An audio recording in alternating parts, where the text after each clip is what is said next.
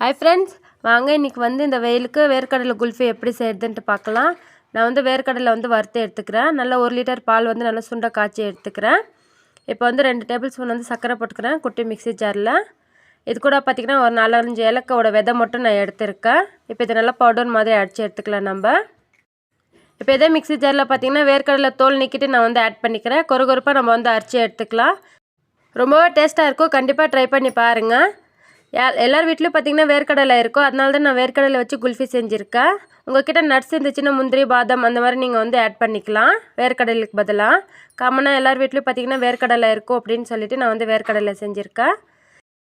இப்போ நம்ம அரைச்சி வச்சுருக்கிற வேர்க்கடலையும் அப்புறமா பார்த்திங்கன்னா ஏலக்காவும் நம்ம பொடிச்சு வச்சுருக்கதை ஆட் பண்ணிக்கலாம். இப்போ ஒரு 1/2 கப் அளவுக்கு நான் சர்க்கரை ஆட் பண்ணிக்கிறேன்.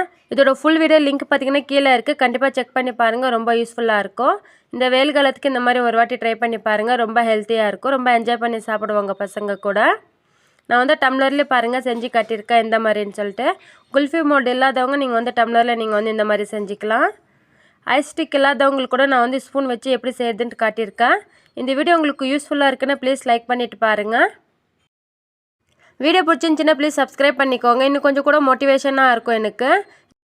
கத்தியில் இந்த மாதிரி குட்டியாக ஹோல்ஸ் போட்டுக்கோங்க. ஸ்பூன் எடுத்துக்கோங்க. பேக் சைடு இந்த மாதிரி நீங்கள் வச்சுட்டு ஃப்ரீசரில் வச்சுக்கலாம். நீங்கள் ஐஸ் ஸ்டிக் இல்லாதவங்க இந்த மாதிரி ஸ்பூன் வச்சு நீங்கள் ட்ரை பண்ணி பாருங்கள். ரொம்பவே டேஸ்ட்டாக இருக்கும். கண்டிப்பாக ட்ரை பண்ணி பாருங்கள்.